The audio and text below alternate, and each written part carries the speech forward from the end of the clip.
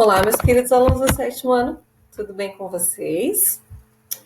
Então, como passaram na nossa última aula de geografia?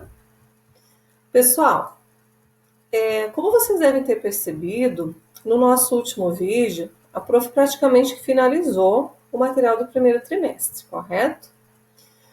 Só que eu percebi que faltou a gente fazer uma atividade avaliativa lá do início do nosso material, né? Que é do capítulo 1, Relevo e Águas no Brasil, e que vai englobar também o capítulo 2 nessa atividade. Mas como nós temos 2 aulas na semana, essa nossa primeira aula, a prof vai ficar então em Relevo e Águas no Brasil. No material de vocês está na página 5. Eu preparei essa aula, gente, para que não houvesse a necessidade de vocês estarem utilizando o material didático, que é apenas com o caderno de vocês e fazendo as anotações conforme a prof vai solicitar. Eu acho que não vamos precisar mexer no material. Então, vamos nos desafiar. Não vamos pegar o material neste momento. Vamos abrir o nosso caderno de geografia. Vamos colocar a data de hoje. E vamos começar uma revisão, porque esse conteúdo já foi estudado em sala de aula. Vamos lá, então? A prof vai dar um tempinho para vocês.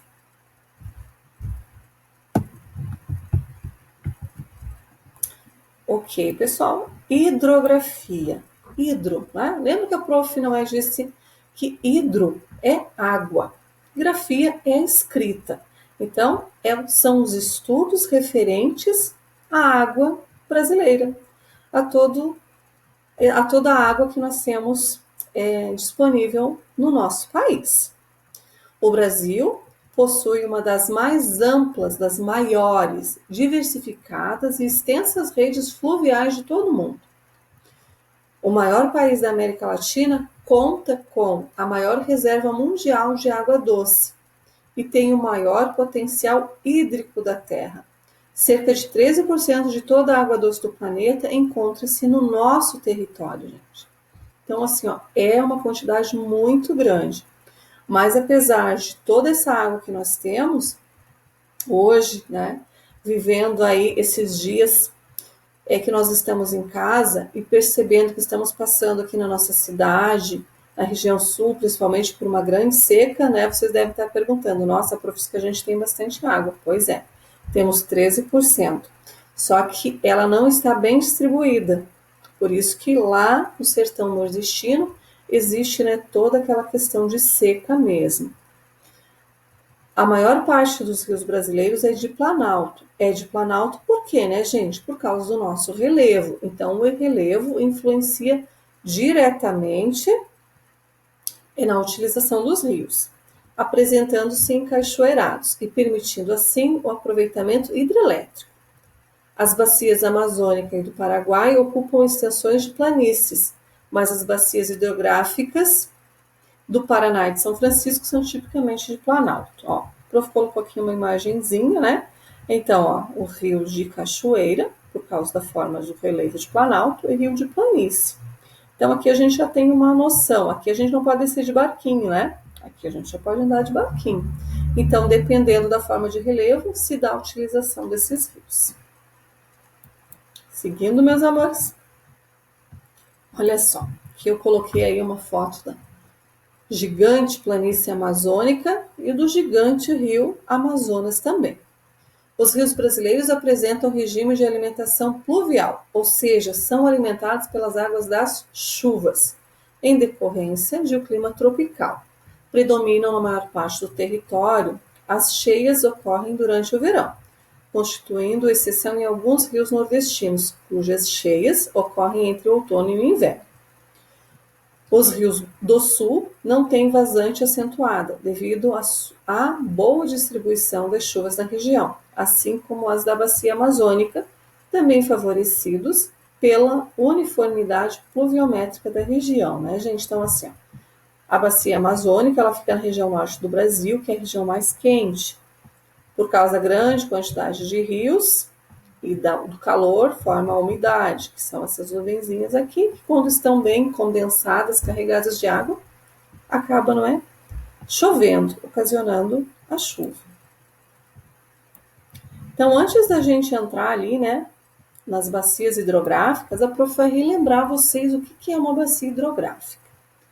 Pessoal, então assim, uma bacia hidrográfica, ela é composta por um rio, né? Os rios nascem, não é, pequenininhos, um rio, e quando eles vão se juntando a outros rios, eles vão formando o que nós chamamos de bacia hidrográfica. Então, bacia hidrográfica nada mais é do que o conjunto de 2, 3 ou 4 ou quantos rios, pode ser centenas de rios, uma bacia hidrográfica, conjunto de 2 ou mais rios.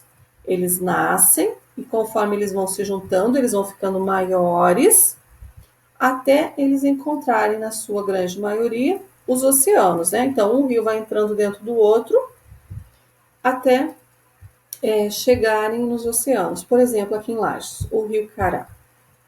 O Rio Cará é um afluente do Rio Caveiras, que é um rio maior. O Cará é um dos afluentes do Caveiras. O Caveiras tem outros rios também. Então, um rio vai entrando dentro do outro. Isso é uma bacia hidrográfica. Gente, não vamos dizer que uma bacia hidrográfica é uma bacia cheia de água, né? Pode. É isso então, é um conjunto de rios. 2 ou mais rios. Aqui a prof entrou, né? Então, como eu tinha dito antes de entrar especificamente, ó, vou caminhando, claro que pulando, que de vez em quando dá uma travada nesse rostinho da prof aqui, tá? Então, ó, dependendo da cor que aparece aqui, né? A bacia amazônica, tá? Tá uma cor ali bem clarinha, quase não tá aparecendo. Bacia do Nordeste, então essas são as bacias hidrográficas que nós temos. Então, a bacia hidrográfica são um conjunto de rios, tá? Então, nós temos a maior, que é a bacia amazônica, seguida, né, pela bacia do Nordeste, bacia de São Francisco também fica no Nordeste, a bacia do Paraná, bacia do Sul e bacia do Paraguai, gente, elas já ficam aqui embaixo, tá? Com todas essas bacias aqui. Então, conforme as cores, estão aí as bacias hidrográficas. Nós temos no total 1, 2, 3, 4, 5, 6, 7, 8 bacias. Isso, 8 bacias principais, porque nós temos outras bacias hidrográficas menores, mas não quer dizer que elas não sejam tão importantes, né? Elas são muito importantes para nós também.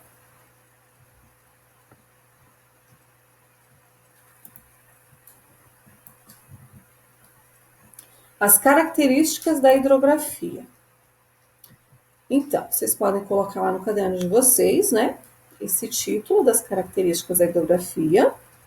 Revendo apenas, gente, o que a gente já viu. Vamos voltar lá um pouquinho.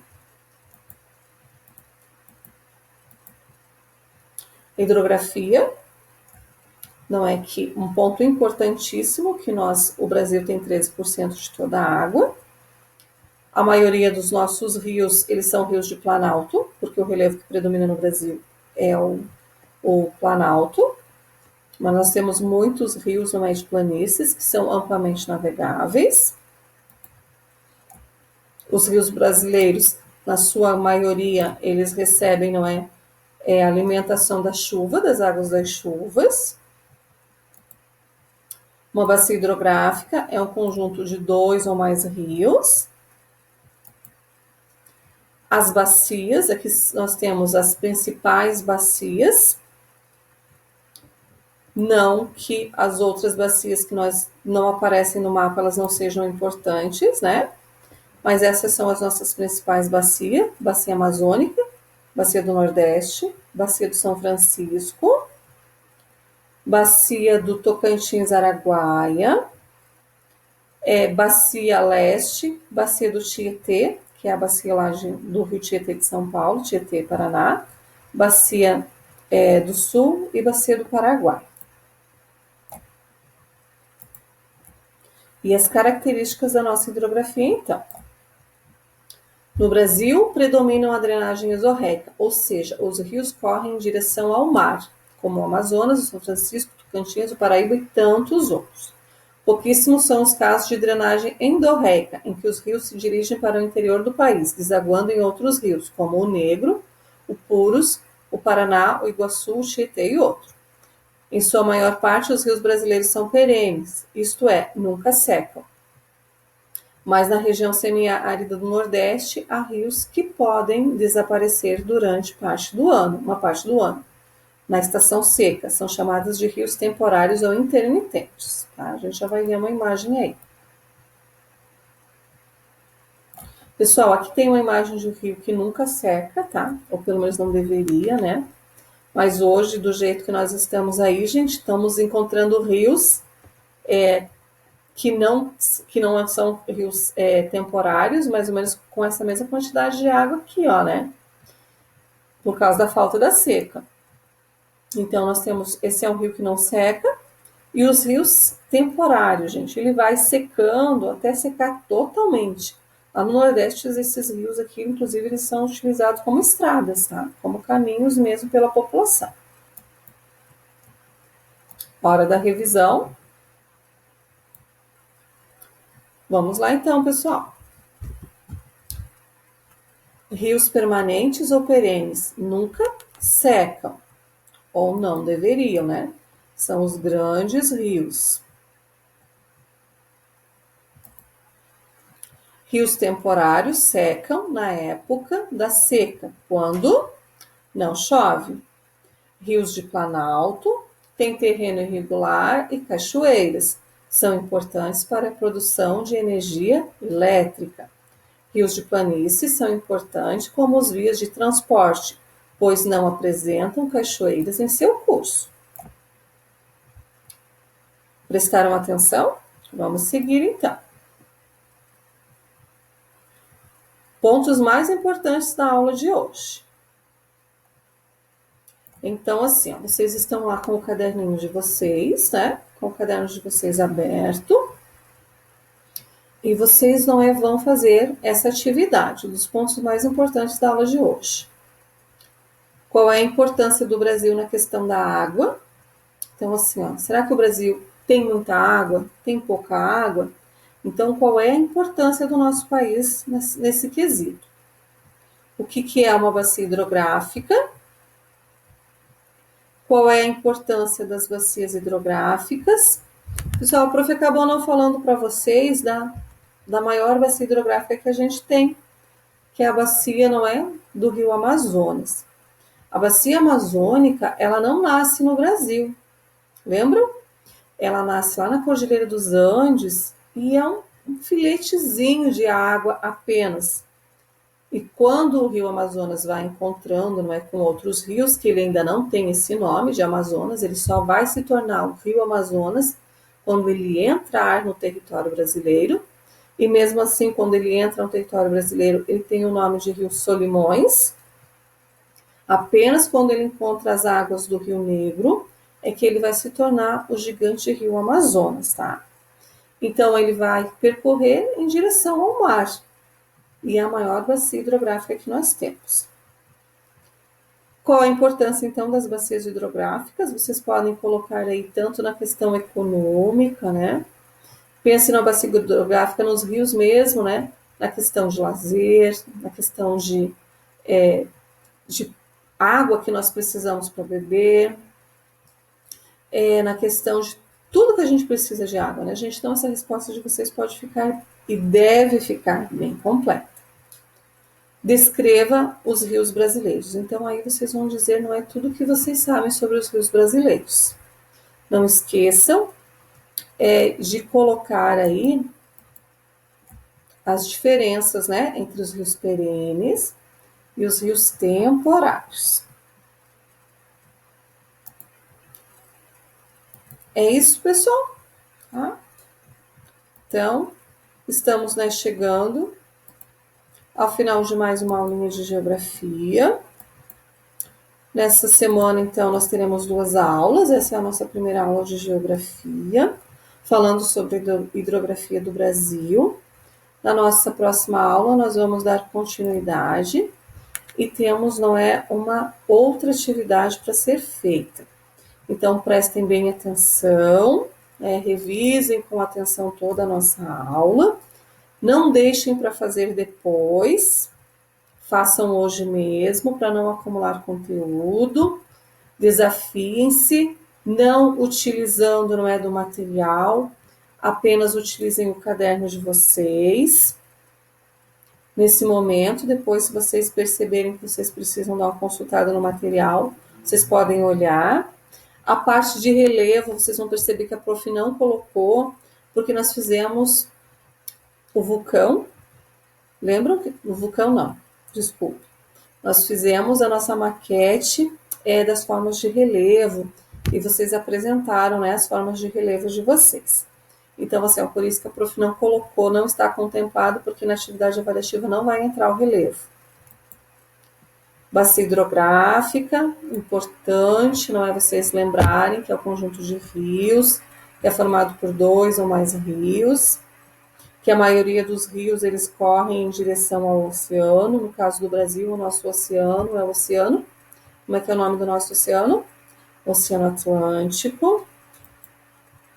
Das bacias hidrográficas, que elas têm uma importância muito grande para o nosso país.